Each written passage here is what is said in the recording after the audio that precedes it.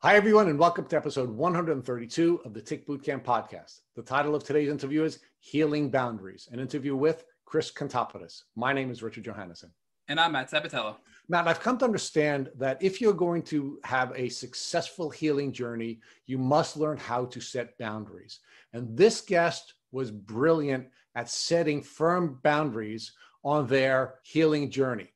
What Chris was able to do was set very firm boundaries for the people in their life. Chris was able to set very firm boundaries about what they would eat. And Chris was really firm about setting boundaries about their environment. In fact, they went on a sabbatical and they're no longer living in a building. So this was a really interesting and powerful element of this journey. So Rich, what I really found most interesting about Chris's Lyme disease journey is that their home was filled with mold.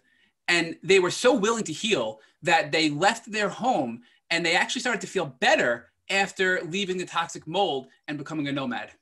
So Matt, without further ado, I'm really excited to introduce to the Tick Bootcamp community, Chris Kontopidis. Hey, Chris, and welcome to the podcast. Thank you. Thank you for having me. We're really so excited to have you. I mean, we've been fans of your Instagram for a long time, and we were really hoping to get you onto our platform because we'd love to have you present your story in this format, and we're really blessed to have you accept the invitation. So, Chris, can you share with our listeners where you're currently living? I'm currently living in a car and a tent. I am in New Mexico right now, getting a cargo van to stay in.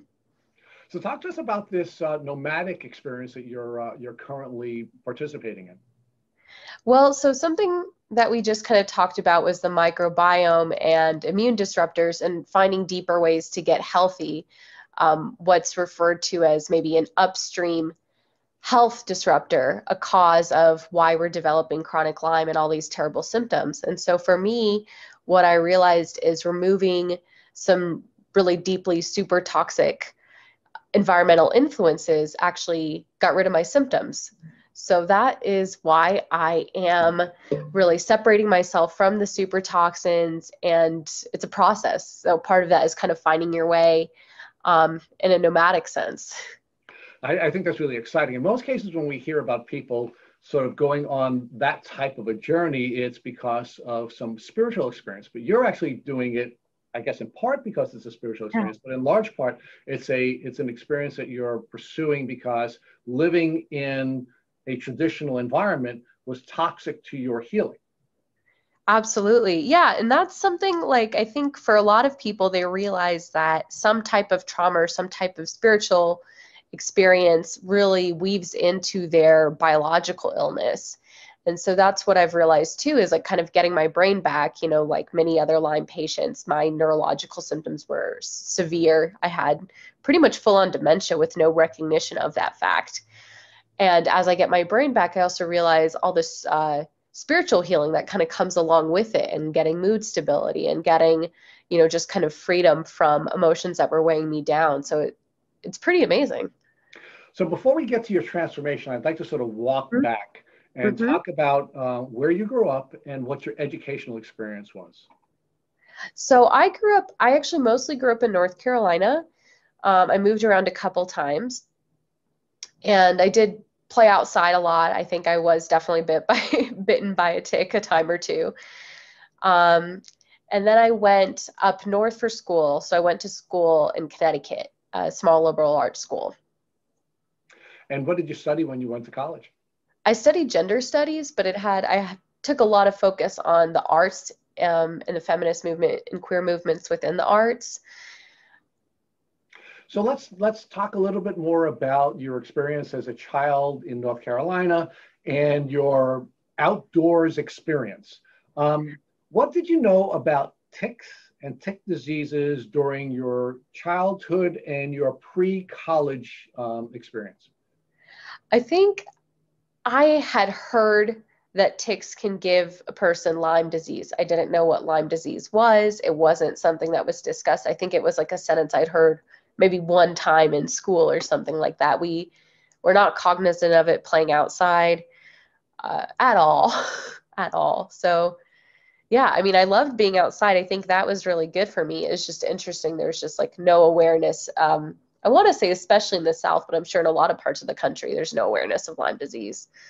So just so I'm clear, so you were not either formally educated about ticks or tick diseases, and you did not get any social education from your family or from your community about avoiding ticks or what to do if you were bitten by a tick.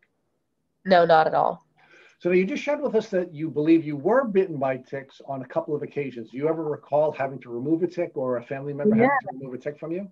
I mean, I remember maybe it was about 10 and I felt like there was like a piece of yarn in my hair and I pulled it out and it was a tick. And, there was nothing done about it whatsoever. So there was no doctor's appointment. There was no prophylactic treatment at all. You just pulled the tick out and went on your way. Yep. So now, as you were growing up, do you recall having any experiences, health experiences now that as you look back may have been Lyme related? Yeah. So I went through periods where I would say I got sick a lot. And, you don't necessarily know this before becoming a Lyme patient. Once you are, you realize there's a big viral component to everything. Like you're always having to fight out viruses. Actually, something my Lyme doctor put me on was just an antiviral medication just to suppress viruses. So I think I got a lot of viral things, a lot of fatigue, occasional mood instability and neck pain. And I've kind of realized that they're more connected. And I went to the doctor for some sort of extreme thing sometimes. Like I pinched something in my back when I was 14 for literally no reason, and I was down for a week. I went in multiple times to, I think, urgent care because I felt like I couldn't breathe. And so that was just like a very interesting thing is like later, once I had formal treatment for Lyme, I realized that air hunger and rib pain are common symptoms. But back then, they said, well, your oxygen levels are fine and just checked me out, So there was no concept of any kind of prolonged chronic illness in me at the time. So let's talk about your tick bite experience in 2017. You were bitten by a tick again in 2017, and after that tick bite, your health declined pretty rapidly, correct? Yeah. So that one was interesting because I realized from that experience that it's really normal to break the rules, quote unquote, of Lyme disease because I felt the tick biting me, which is uncommon. It really hurt, which is also uncommon. I pulled it out of me immediately and I still got super sick from it, which, medically they'll still say it takes 24 hours, but I knew that to not be a fact when I got immediately very sick. Well, now, when you say that you pulled it out immediately, how do you know that you pulled it out immediately? Did you have the tick tested, and did the tick test indicate that it hadn't been feeding on you for a long time, or are you just assuming that's the case? Good question. So I was actually hiking. I felt something land on the top of my head. It really, really hurt. And I yanked it and ran, just thinking it could be a spider, it could be anything. And I actually didn't suspect Lyme for about 3 weeks after that. So you in the field, you found this tick biting you on the head, you pulled it out, and then ultimately you started to show your symptoms about 3 weeks later. So, well, sorry, not to interrupt. No, please. I did have symptoms. The fatigue was hitting me immediately, and they progressed over the next 3 weeks, but I didn't suspect Lyme until lupus and other viruses had been ruled out. Okay, so I had a brain tumor or had something else. So let's walk that back. So yeah. Where were you hiking? Who were you hiking with? And how did this discovery of the tick in 2017 surface? So I was actually at a lovely family reunion in the lovely Redwood Forest in California. And we were just all walking through the forest, and that's when I felt it. Okay. So where were you in your life at that time? How old were you, and what were you pursuing before you had that tick bite experience? Okay, so memory is a little tricky for me since Lyme, but I think that I was 28, or 2017 is only 3 years ago. So it'd have to have been 29. And I was actually pursuing kind of two tracks in my life. I was acting and writing for film, just kind of breaking into it. And then I was also doing energy work and wellness work. So let's talk about the acting element of your pursuit before we get to the wellness element. Sure. What brought you to the acting and writing elements of your creativity, and what types of things were you hoping to do had you succeeded on that path? Yeah, so I was actually very actory and dancey and performy as a child, and I realized that was my favorite thing. And I started in school plays in elementary and middle school, and then in high school I had kind of put that aside and become very academic, which had some other reasons. But I think it was when I was 27, my cousin passed away, and she was 15 and had committed suicide. And I think for me, that just created this shift of just hearing her spirit talk to me and say, like, why aren't you pursuing this thing that you really want to do? And so technically, to be any artist or really any career and pursue it in your later 20s, people think is absolutely out of this world, but I just knew that I should do it. So talk about what you were specifically doing and how that was developing for you before you were bitten by the tick. Yeah, well, it's interesting because I continued to try to do it even while sick, which is normal. But so actually some of the roles that I had worked up to, I actually got some small roles, but I was doing theater pretty regularly. I was in a play about every month in the Atlanta area.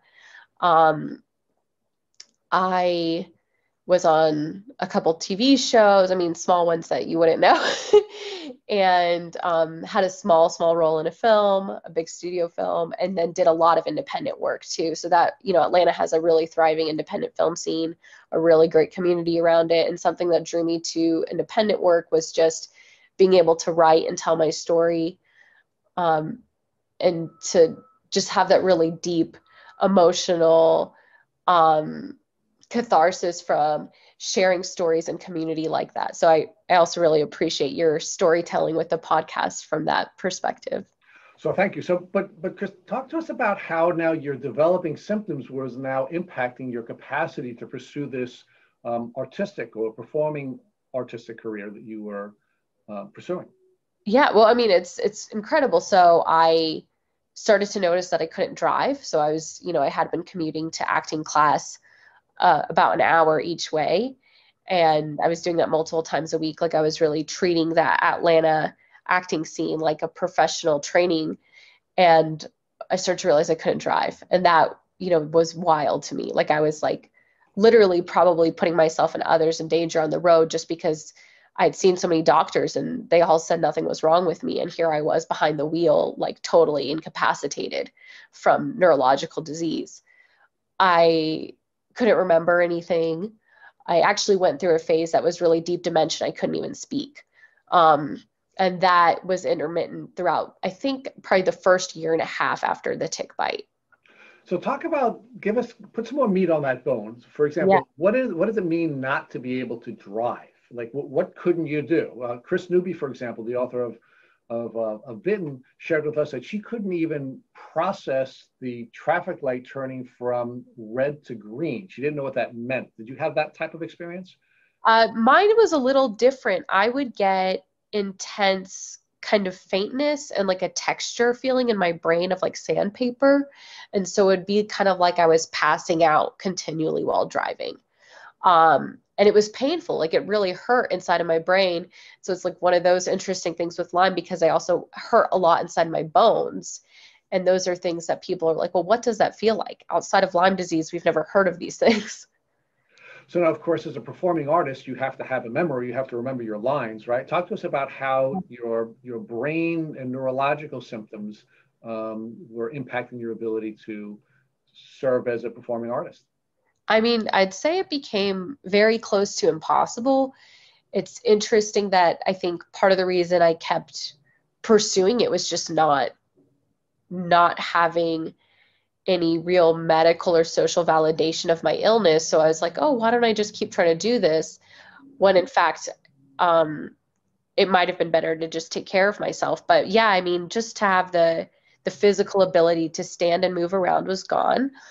Um, so let me backtrack for a second. When my illness first progressed, I was not getting out of bed or the couch, and my mental incapacitation was so strong that I couldn't form sentences or thoughts. So I couldn't really text or reach out for help. I was living alone, so I would spend days just in a trance-like state, often, kind of barely making it to the fridge or something once a day and just eating something cold. So it was pretty intense. So now you are also on this wellness path at the same time, interestingly. How did the wellness path that you were pursuing help you, or was the developing symptoms interfering with your ability to pursue the wellness path that you were sort of bilaterally on with your acting path? Yeah, well, I think that I might have gotten far more sick if I didn't have a wellness path. But I think that the reason that I even had that path was because I had certain immune issues for a long time that were undiagnosed. So I think that I, got sick from mold when I was in college and had all the symptoms, but had no idea what it was and had even seen doctors about it. And they didn't know what it was. And so I think that started to form like throughout my 20s when things weren't going well for me, when I had fatigue and memory issues and body pain that had no explanation.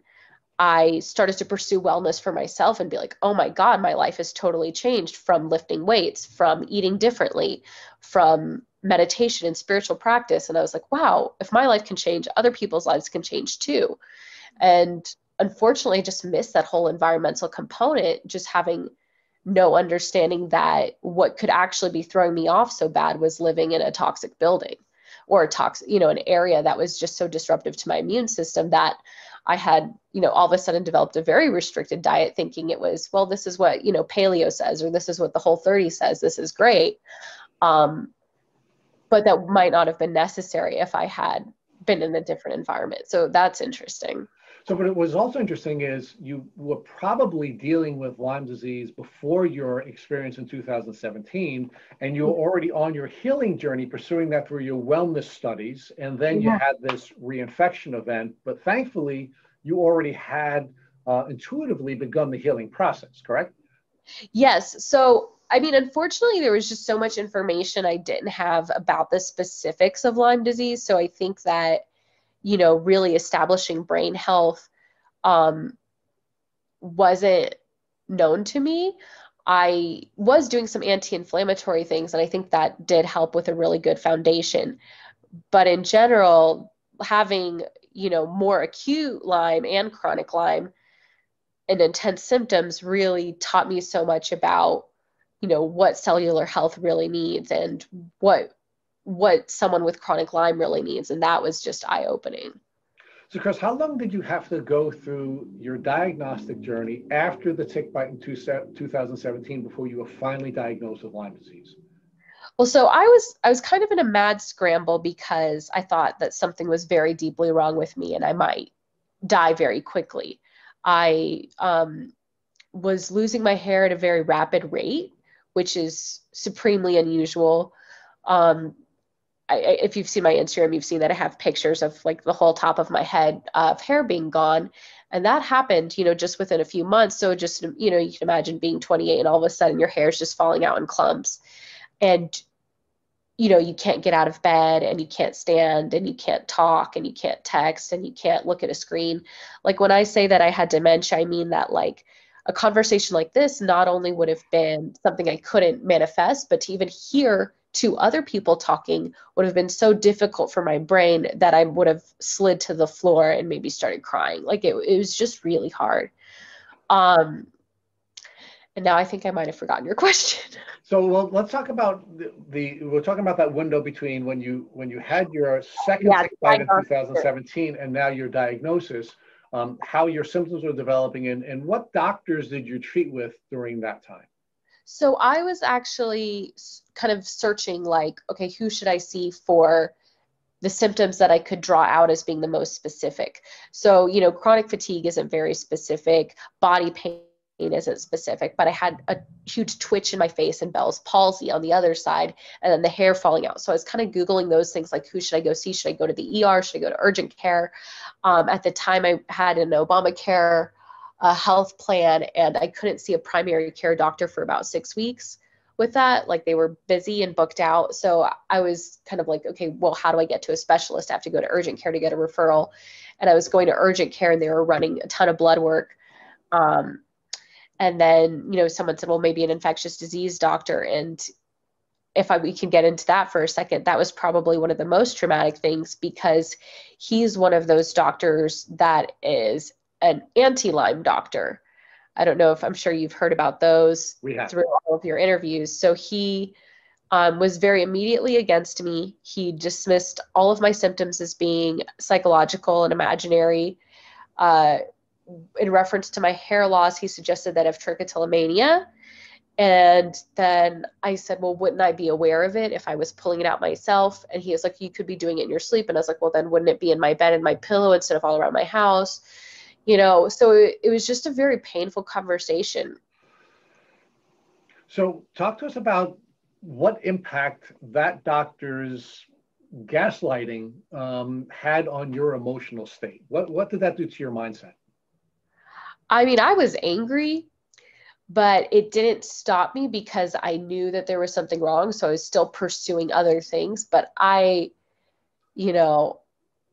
was just in such a bad place physically, that to have that happen to me mentally was very unhelpful. Well, that's what I'm asking you to focus on, meaning I'm really happy to hear that you were angry, because that suggests to me that you weren't accepting his suggestion that this was a psychological problem. Meaning, did you ever begin to doubt whether or not you were physically ill and just in fact emotionally ill the way he was suggesting you were? Fortunately, I didn't doubt it, but I think part of that is being, in my later 20s, having gone to therapy, having done meditation work and my wellness work.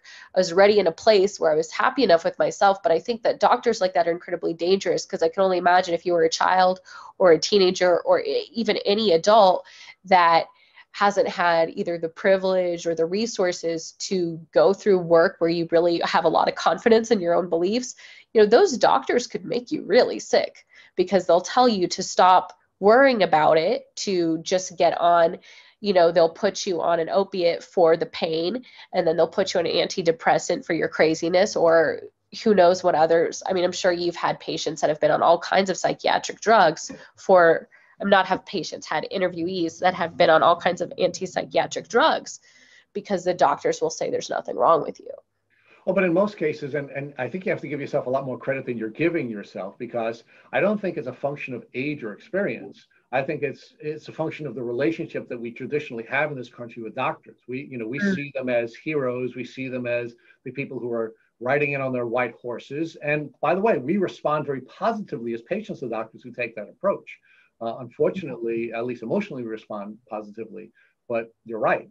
It is very, very dangerous. And if you don't have the kind of confidence that you had and the type of fortitude, they will take you down that path you just outlined, with treating your symptoms and treating you psychiatrically. So thank God you were as strong as you are. But let's talk about other types of people who were maybe creating challenges for you with coming to a diagnosis. Were there any people in your life who were very much like this doctor, saying to you, it's all in your head, there's nothing wrong with you, you look great, Chris?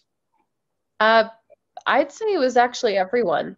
I want to maybe say there were some exceptions, in the sense that perhaps some people believed me, but they just couldn't help, which I understand. But and my mom was kind, so it was just an amazing situation, though. I think the acuteness wasn't really clear to people. So she was working during the week and drove down during the weekend to drive me to urgent care, because I couldn't drive myself. Like, that was the system as it was set up. I was just spending all day not being able to get out of bed, not being able to think or speak or move, and waiting for the weekend when my mom would drive me to urgent care, and urgent care had no answers. but to speak more directly on your question, yeah, absolutely. I mean, in the acting community where I had developed relationships with other actors and teachers and working with people, I think I would definitely hear, well, you look great. You must just be stressed because, of course, trying to break into acting is very stressful. And a lot of people do get very stressed and they're like, well, I've lost my hair before from stress or, just things like that. And I think friends might have thought it was psychological to a degree. I think that after I got sick, I was more aware that there were a couple other people in my community that had Lyme disease and were not from Georgia. So in Georgia, there was just no understanding that Lyme disease is very real. So those couple people were actually from up north. But yeah, for the most part, even the people that I think they felt bad, there wasn't anything set up for like, well, how can we help or what can we do? So how did it make you feel when the people in the acting community who you had developed relationships with were doubting whether or not you were in fact physically sick? I do think that might have made me doubt myself to an extent even more than just a one-off meeting with a doctor. Oh, sorry, let me plug in. We interrupt this broadcast. It said low power, danger, danger. So I think having people that had known me for years just kind of brush it off was a little bit scary. And I think, that could say a lot about how society isn't really set up to recognize some of these illnesses that, pop up and hit people at any age. Well, because it's more than just societal recognition of Yeah. illness. It's really the nature of intimate relationships, right? I mean, you had intimate relationships with people who were doubting whether or not you were really sick. Yeah. Yeah, absolutely. I'm sorry. And so tell us about how that impacted your ability to believe whether you were really sick and therefore pursue what you needed to pursue in order to heal. Well, I think part of it is it affected my mood a lot. Like I became depressed. And I don't think my family really understood that I was sick, even though, like I said, my mom went out of her way to help me and they supported me when I couldn't work or couldn't fully function. Like they helped me move, but I didn't have help with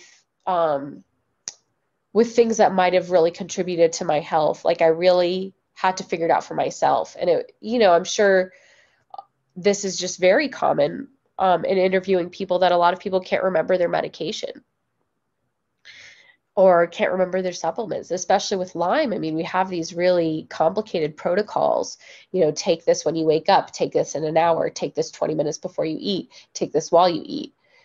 Take this 20 minutes after you eat, take this an hour, take this 2 hours after you eat. It's like throughout the day, you have this very complicated thing. Just taking your supplements and your pharmaceutical drugs is like a full-time job. So just to get back to how that affected me, I mean, it made me scared. It made me scared I was going to die. It made me scared I was going to get more sick. Just because I really needed a lot more care. And then on top of that, I was being mocked. I think there were some people in my life that actually mocked me and laughed at me, when I like couldn't push a button or I said, oh, well, I feel, they said, well, if you can't drive, just take an Uber. And I'm like, well, I actually kind of feel scared when I'm in a very demented state to get into a car. I don't know if I'm getting into the right car. I don't know if I'm being driven to the right place. I was still trying to do my own grocery shopping and I would forget what I was doing in the store. So that was a big challenge. So yeah, I mean, it was really dangerous. Like, I think that I was very exposed and vulnerable to any kind of thing happening to me. So how many doctors did you see between the time that you were bitten by the tick and your symptoms developed until the time that you finally received your diagnosis? I think I wrote in the questionnaire 7. So talk to us about the different doctors you saw and what types of diagnostic challenges you faced with the 6 doctors who didn't properly diagnose you. So like I said, I was resorting to urgent care. So I think I went to urgent care thrice. And after I went to the same place 2 weeks in a row and they were like, your blood work's coming back fine, I had already kind of figured out just from my own research that I was like, this must be related to that tick biting me. So I was like, you know what? I need to get doxycycline and Rocephin. Well, I didn't know about Rocephin at the time, but I was really determined to go into the next urgent care place and kind of give them some information that would lead them to treat me for Lyme. Okay, so let's talk about that. That's a really important point we have to stop and focus on. So okay, sure. You have the tick bite, you go to two separate urgent care doctors, they're telling you that there's nothing wrong with you, and you somehow come to the conclusion that you need to make sure that you're providing your next doctor with information about the tick bite. What triggered that decision to share the tick bite information with the third doctor that you didn't share that information with the first two doctors? So doctors, the common policy, at least where I was living, was that they would give you antibiotics for Lyme just as a precaution, but you had to kind of convince them to do so. And they would still say, well, you don't have Lyme, but 2 weeks of doxycycline is not going to hurt you, so here you go.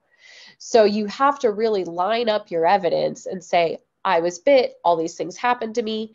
And then they're still not aware of the fact that there are plenty of false negatives on their basic little Lyme tests that they run. So, what you kind of do when you go in is you basically convince them to give you the drugs, knowing that there's about a 50% chance your test is going to come back negative. So you don't want them to wait for the results. But Chris, let's talk about the first two experiences. The first two urgent care doctors that you visited with, did you talk about the tick bite, and were you tested for Lyme with those first two urgent care visits? So I actually didn't suspect I had Lyme myself at the time. So I didn't particularly discuss the tick bite. Like I said, I was focused on having a twitching in my face and rapid hair loss. And that was not indicated for Lyme, at least online. At least in the prominent medical literature, it was said, well, maybe that's a brain tumor. There's not really much that creates random rapid hair loss and twitching. So I was just in there very open-minded, but she actually did run, is it the ELISA, the main basic Lyme, like one panel test. And she also ran an ANA test and, so I don't even remember everything, like Epstein-Barr. She just ran it kind of a gamut of blood work, and everything actually came back negative. And I went back to urgent care the next weekend with my mom driving me. And that's when I got more resistance from the doctor, because she said my blood work had come back negative. So even though my symptoms were actually progressing because there was negative results on the blood work, she basically was refusing to treat me for anything at all. And I was originally given a rheumatology referral that once I called that referral, they said because my ANA test had come back negative, there was nothing they could do for me. So I wasn't even directed to a rheumatologist. So at the time, I was then told to go see a dermatologist if I was, quote unquote, concerned about my hair loss, which really was not the concern. But I did go see the dermatologist and she gave me a steroid. Luckily, I was like, am I still making sense? You are making sense, but unfortunately, the steroids will suppress your immune system. Absolutely. So I took talk about that. So I took it was a topical, and I only took it twice, and I realized I felt worse. So I did stop, because already I knew that something was wrong with me. And I could tell that these doctors, even though most of them were women, they thought that my concern about my hair loss was cosmetic, which was really tragic to me, because I was like, I have all these other symptoms. It's just, this is something I can prove physically. You can't prove to someone else that your bones hurt or that you have fatigue or that you have dementia. All of those things could theoretically be acted out. But I was like, I could obviously prove that all this hair has fallen out of my head and that I'm twitching, or at least I try to prove it. So it's just weird. It's weird to be a patient that is supremely ill and feeling like you have to prove it because doctors are turning you away. So were most of the doctors that you were treating with at that time female? Yeah, absolutely. So the two urgent care doctors were, the next urgent care doctor was a man. The dermatologist was a woman. The When I called the rheumatology referral, I was turned away by a woman. I'm trying to think, I'm missing one. The infectious disease doctor was actually a man. And then I actually went to an alternative medicine center where I did see a doctor who is, I believe, an integrative doctor, and he is actually also very unhelpful. So it wasn't until you know, I finally found my Lyme doctor that there was some All right. support. So I'm going to ask you to put on your gender studies hat in a minute, but Mhm. let's stay with the point with you finally deciding that you had to ask your healthcare professionals to explore Lyme with you. It didn't come from the doctors, it came from you. What triggered that in you, and how was that responded to by the doctors that you were seeing before you found your Lyme doctor? So it was actually through doing my own research. So, you know, and it's incredible that I was even quote unquote doing research at the state of illness, but whatever I had a moment of clarity or a moment to spare, that's the only thing I would do. I would read articles, I would go online. And so I kind of realized it was quite unlikely I had a brain tumor. Um, and even if so, the ways that it would manifest would be different. So I was like, wait a second, this is Lyme. And so that was just kind of my own figuring it out from, you know, it not being explained by anything else, and then looking at more symptoms of Lyme and realizing it could manifest in ways that were not commonly described. Um, so once I realized that, I realized it was at a critical phase for me to get antibiotics. And that's when I decided to go into an urgent care appointment, which was actually my third, but I pretended that it was my first when I went in. And I said, I'm having all these Lyme symptoms. I just basically described it, you know, and because the bite site was under my hair, I think there was some failure to recognize that there was a rash there. And there's also failure to recognize that an amorphous rash is just as likely for Lyme as a bullseye rash. So, I didn't have what was medically recognized as too much of a like an ability to make a diagnosis. But sorry, let me say this again. So, Chris, did the doctor give you the antibiotics that you were seeking? So yeah, I think this was the third doctor, and I actually got a shot of Herceptin, Okay. and in addition to the prescription doxycycline. And I think, actually, I believe I I got doxycycline. No, that was my first time. So yeah, so I was doing just like a very minor antibiotic oral protocol, For but how long? that shot of Herceptin was really helpful. So you said you were also given a prescription for doxycycline. So how many milligrams were you taking a day, and for how long did you take the oral doxycycline? Oh man, I'm gonna have to look up the milligrams, but he didn't give me a long prescription, so I think I was only able to get 12 days. Okay. So let's now put on the gender studies hat. And I want you to look back at the 7 doctors that you saw. And do Yeah. you believe that your gender played a role in the diagnostic delays that you had to face during your journey? I think it certainly did play a role. Um, and that honestly, a man could have easily been treated the same way with the same symptoms, because I think what's being responded to is a sick energy that is vulnerable and that a doctor can kind of completely dominate. And it's still kind of tricky to realize, well, why is there this desire to, talk over a patient's experience? Why is there this um, tendency toward treating physical symptoms as if they're only psychological? But I do think that patients who are men get a lot of that same treatment, and it's because it's still gendered, because what it is that when you're vulnerable, you're being talked over, you're being suppressed. And I do think that it does happen more to women, but I think it also happens more when you have the neurological symptoms, because there's vulnerability there. And that what doctors will respect more is if you're not vulnerable, and if you actually go in with a lot of authority and dominance, which is hard to do when you have when you have a lot of neurological conditions. Okay, so that I'm not really sure on how you were answering my question. Do you believe that your gender played a role in delaying your diagnosis, or do you believe that it would have happened regardless of your gender? It definitely played a role. Okay, and did it play a role in delaying your diagnosis or not? Yes, it did. So talk to us about that. What do you believe the dynamic was, the gender dynamic that resulted in you having a delay in your diagnosis?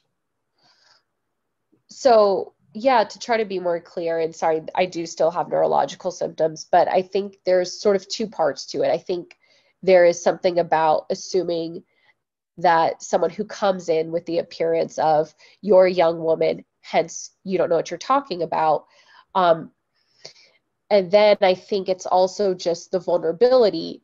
And I think because vulnerability is associated with being a woman and being feminine, that's also stamped on a bit too. So I think it's like those both parts. And do you think the female doctors that you treated with still perceived you as a vulnerable woman and therefore did not give you the same type of diagnostic treatment or diagnostic analysis that a man would have received?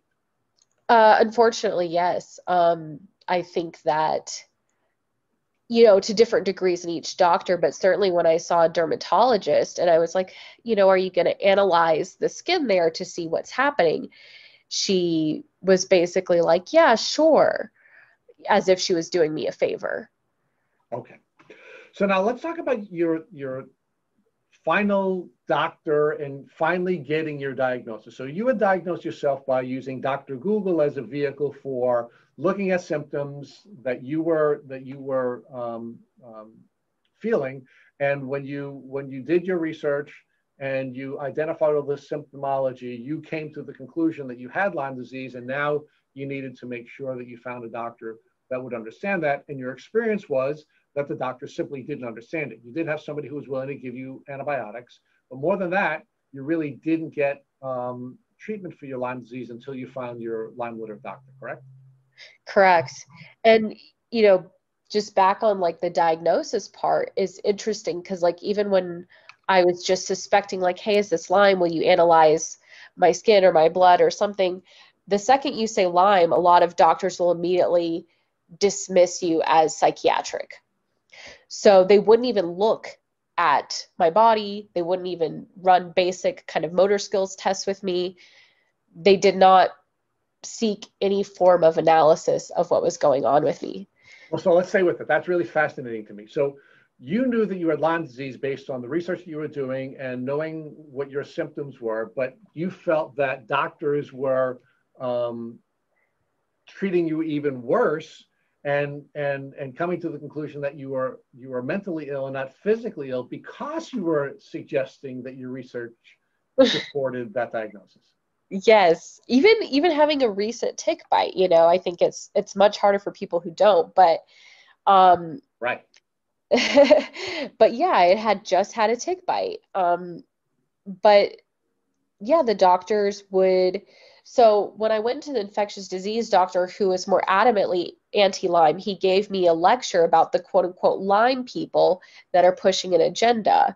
And I was like, would you like to look at, and I was like, I'm not here with any agenda. Would you like to look at this site of hair loss that I think could have been transmitted from some sort of bug because something bit me? He was like, that won't be necessary.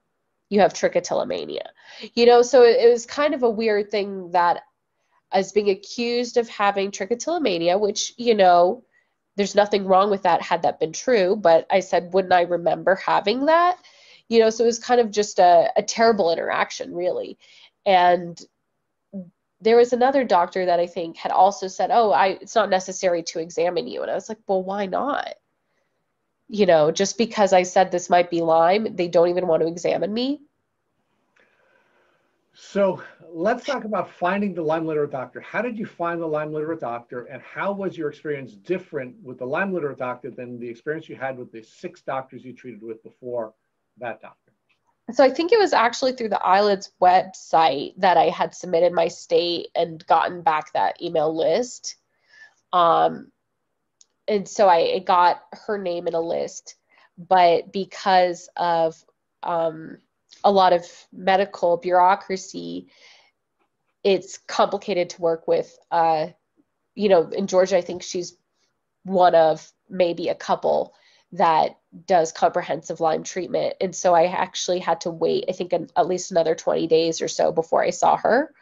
But she was immediately very helpful. She immediately not only recognized the symptoms I was having, but was able to predict what symptoms I would have, and was also able to say things like, oh, are you having rib pain? And I was like, yes, I am, but I didn't realize that was part of this. So it's like she was able to actually draw information from me that helped put together a real profile of my health. So let's talk about how you got to the ILADS page and who is ILADS. So, because that's a really important part of this journey, right? You're Absolutely. doing your research and you're finding that doctors are not treating you appropriately, even though you may have Lyme disease. And in fact, they're actually treating you worse because you're asking them whether or not you have Lyme disease. And your research takes you to a place where you can find a Lyme literate doctor. Talk about that element of your journey with doing that research and finding the ILADS page. Well, so I started to realize there was information online about symptoms, like the symptoms I was having. And that's what took me to ILADS. And so I just looked them up, and ILADS is the International Lyme and Associated Diseases Society. And they help people find Lyme literate doctors. They collect together various articles from various parts of the country and the world where people have experienced these symptoms and these diseases. And it's really critical because, like we've talked about, there are a lot of people out there who are actively against treatment for these conditions. So a game changer for you was finding the ILADS website and finding a Lyme literate doctor. Yeah, a huge game changer. So how did your now Lyme literate doctor that you found from ILADS change your treatment protocol, and how did you respond to that physically? So I actually wasn't being treated at all, really. And so, thankfully, I began treatment is really how I would say. Like, she was the first to really treat me. And it was amazing because I was just so unwell that the treatment did require a lot. And luckily, sorry, let me try to put this in a simpler sentence. Basically, as soon as I started treatment, I saw that my cognitive decline stopped. And that's what was really important to me, because I was declining rapidly and I was scared that I wouldn't be able to come back. And a lot of people have actually gone through that. So when I got the antibiotic protocol and the supplement protocol, what started happening was that I could see that my body actually was able to start fighting back against the disease. So Chris, let's focus on that. What antibiotics were you given initially, and what supplements were you given that allowed you to get to the point where you stopped declining cognitively? Okay, now I wasn't expecting that question. I might have to pull it up. Cefdinir was a big one. So I was immediately rotating 3 antibiotics, and I'm sorry that that's okay. Yeah. So many. We don't need you to do research on that or even look it up. Just tell us what you remember. What you remember, 3 antibiotics and what. So absolutely. So I was basically taking 2 different antibiotics twice a day and then 1 once a day. And it was sort of the pulsing framework where, for 2 weeks you're going to do something, then you're going to phase one out and introduce another one. And I was put on, in terms of the supplements, it was definitely a lot of stuff I had never heard of. And that also changed a lot throughout time. But then also just some basic vitamins were included. And it was very overwhelming. I mean, immediately I had a cabinet full of drugs that I never had before. Like, even as a wellness person, I was very simple. I did herbal tea, I ate well. And all of a sudden, this was just brand new to understand that my illness actually required all of these things just to try to maintain a basic human function. Well, you were getting better, right? I mean, as time went on, you were getting better. So talk about how your treatment changed and how your cognitive function increased and how you physically started to change. Okay, so yeah, just to be clear of where I started was really this incredibly demented state without moving or speaking. And with the treatment, I was regaining movement, I was regaining speech. Eventually, I was regaining even exercise. And it was to the point where I could be one of those people with quote unquote invisible illness, and people would say, oh, you don't look sick. So it's kind of interesting, but the treatment was complicated for sure. And as my doctor started to address different co-infections, different symptoms would pop up. And I know that, oh, sorry, let me take a break. So, Chris, but while you're taking that break, let me ask you about the diagnosis. So did this doctor give you any testing or provide you with any testing that the prior doctors did not? Yeah, so we did the Hygienics testing, and that's normally how most people progress from the ELISA, and that one has about a 50% false negative rate. So then often patients will move on to Hygienics, which will, there are a couple variations, I believe, still, and they'll test for just a wider variety of antibodies. So when you finally took the Hygienics test, so your ELISA testing resulted in a negative diagnosis or no diagnosis. You took the Hygienics test, and what were you diagnosed with after the Hygienic test?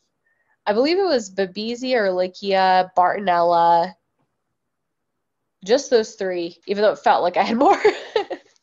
That's much more than anyone deserves, Chris. So now, did your Lyme litter doctor tell you that you should be attacking together one of these co-infections and then move on to the other? Was that the strategy? Yeah, so basically, I think it was about basically how they are in the body, because different co-infections have different physical structures. So some are a spirochete, some live intracellular, some live extracellular. And so her strategy was to kind of pulse between different things just to help restore the body function kind of from inside out and protect, the most important things, the heart and the brain, because there is a possibility with Lyme disease for, heart failure and permanent mental dysfunction. So we were, basically on a 1.5-year path, but I didn't know at what point would I begin to regain, an abled life. So let's talk about the other things you were doing as you were beginning to now gain your physical health, right? Because you were also already on your wellness path before you met this doctor, and actually before you even suffered your tick bite. And it sounds to me that you were so sick, physically sick, that you couldn't pursue any of the other wellness paths. As your physical health began to improve with the treatments that you were getting from your Lyme litter doctor, did you then begin to layer in other wellness tools to aid you in your healing? Well, I'd say that really took a while. So even though, some people say you can get over symptoms within 6 weeks or a couple months, I was still too ill to even meditate for probably about a year. And that's something that I didn't expect, because I couldn't sit up and I couldn't breathe that easily, and I also couldn't focus. So that was all still affecting me. But something that was incredibly helpful was even small amounts of exercise. And that's very complicated with chronic illness. It's always like a dance, because you say, okay, I can only do 10 leg lifts, and that's all I can do for exercise. But if I were to even do that, it would help me. So even with what's PEM, post-exertion malaise, like even with having exercise intolerance, exercising from the wellness perspective was incredibly helpful, because the movement and what it did to my body overall had a gradually improving effect. So where are you today? How far along are you? And how long did you have to treat with the Lyme litter doctor before you got to the point where you are today? So I worked with her, I think, to the point where my infections were really in control. They don't really leave the body, they're just in control. But I was still having some strange symptoms, particularly the Bartonella symptoms, like the bone pain. And I was realizing that could be triggered by inflammation. And so that's what drew me to where I am today, to really just heal my immune system from the inside out, to remove myself from environmental toxicity to the degree that it's even possible. So one of the things that I find really powerful about your story is, although you were really, really sick physically, you always had the proper mindset to continue to pursue a healing path. So talk to us about your mindset and how you were able to keep your mindset in a place that it needed to be so that you could go on your healing, your physical healing journey. Yeah, I think that was definitely a blessing to just have the mindset to want to get better and to believe in it. And I think, part of it's maybe a little bit of personality, just being independent and feeling like, okay, I'm in this and this is my job. I have to do this. I have to trust myself. And I think that probably befalls so many Lyme patients who have had negative experiences with the medical establishment is we're responsible for ourselves to a really large degree. And we have to be motivated. We have to know that that's what we need to do for ourselves. But give us a little bit more about how you were able to stop all of the different doubters in your life. Meaning, how did you set boundaries in your own mind so that your own mind wouldn't betray you? And how did you set boundaries for the people who are intimate and even the people who are a little bit further outside of your intimate sphere, like doctors, so that they wouldn't stop you from believing that you were sick and pursuing this healing path? That's a great question. I created some distance. I think distance was really healing for me, even though it was at times not great, but having distance in the right circumstances is essential. So, I could have potentially moved in with a family member who didn't believe in my illness, or, just gone the psychiatric route and treated myself that way. But I knew that wouldn't be best for me and best for my healing. I knew I had to treat myself on the biological level, and I just had to pursue it. And so part of that meant, I continued to live alone for a lot, or I continued to live with roommates. And, that's a weird path. It's a difficult path, but I think it did help me focus on my own needs. And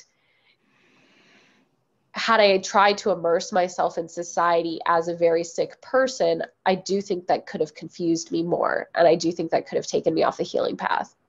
So just from the standpoint of the boundaries, the first boundary that you needed to establish is you needed to live alone so that you could keep the more aggressive doubters from influencing your mindset.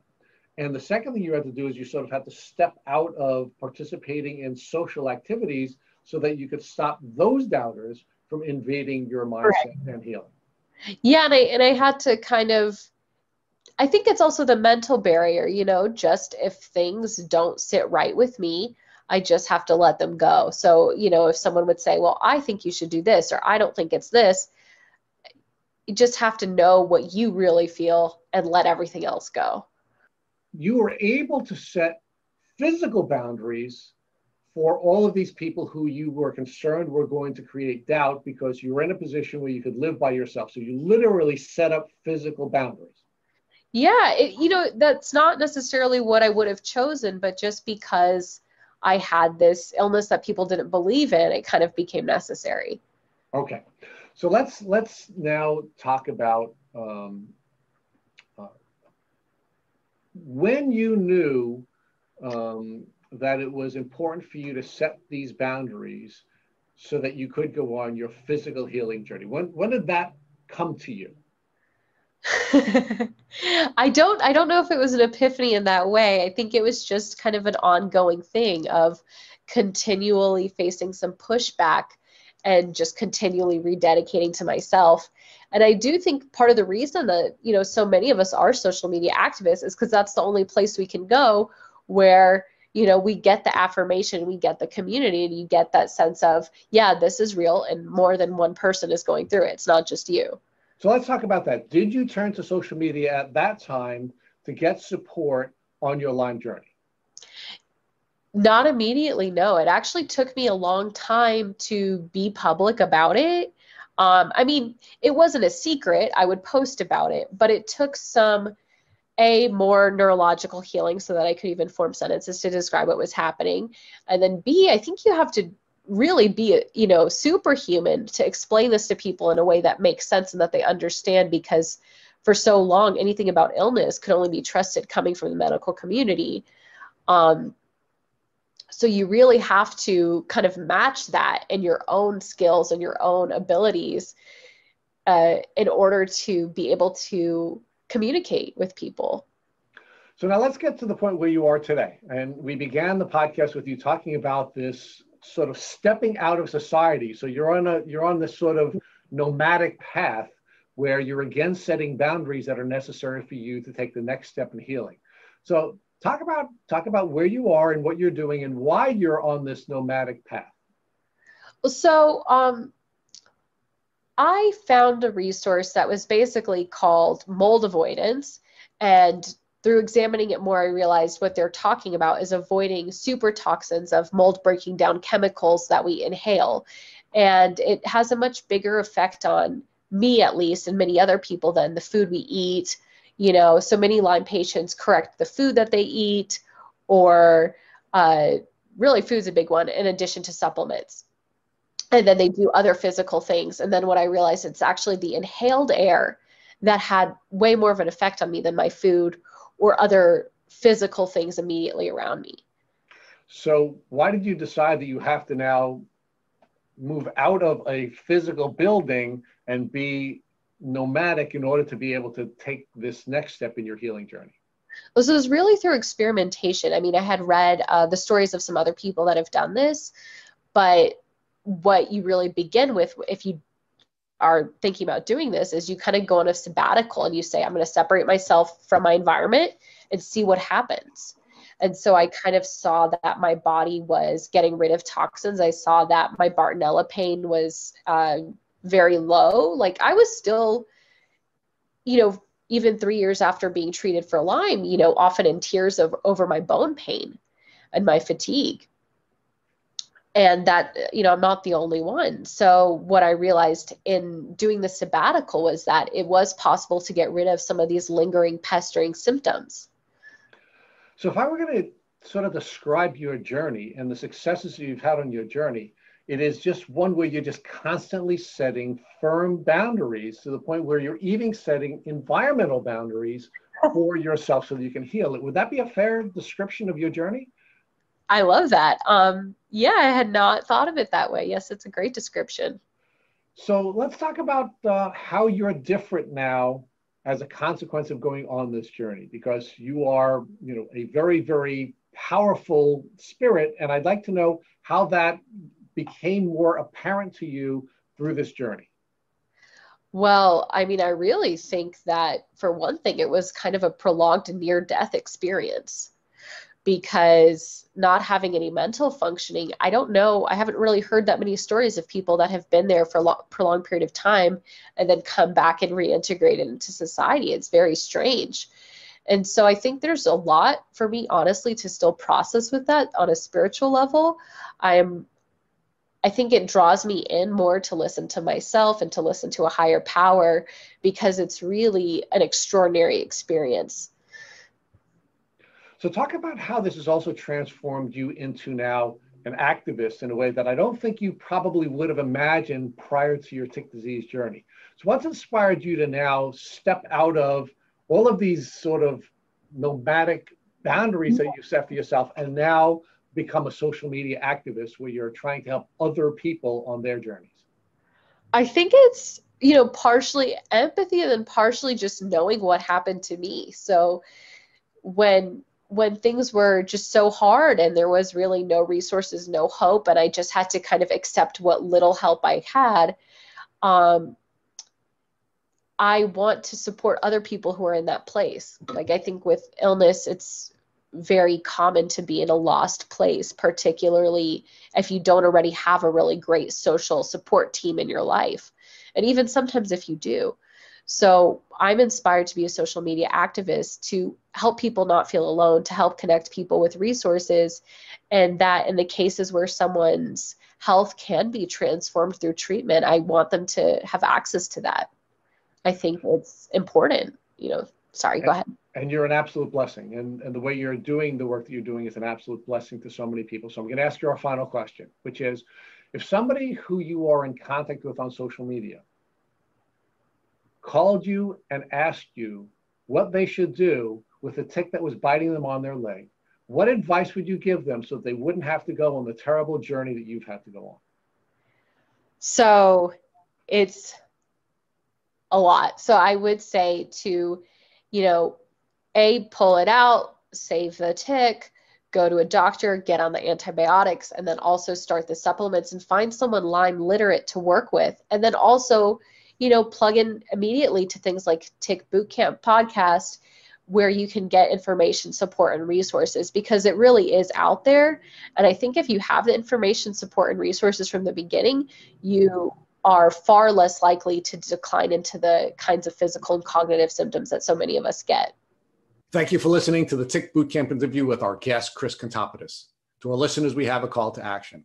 First, if you'd like to learn more about Chris Kontopidis and their tick disease journey, please visit their Instagram page at chris.adrian_. Second, if you enjoyed this episode of the Tick Bootcamp podcast, please share with your friends by using the social media buttons you see at the bottom of the post. Third, Tick Bootcamp has created a Tick Bite Blueprint that has been inspired by the information that has been shared with us by past podcast guests. We urge you to visit our website at www.tickbootcamp.com to view the blueprint. Please note we would appreciate any input or improvements you would like to offer. Fourth, don't forget to subscribe to this podcast on iTunes, Google Podcasts, or Spotify to get your automatic episode updates of our Tick Bootcamp podcast. And finally, please take a minute to leave us an honest review and rating on iTunes or our website. Thank you for listening.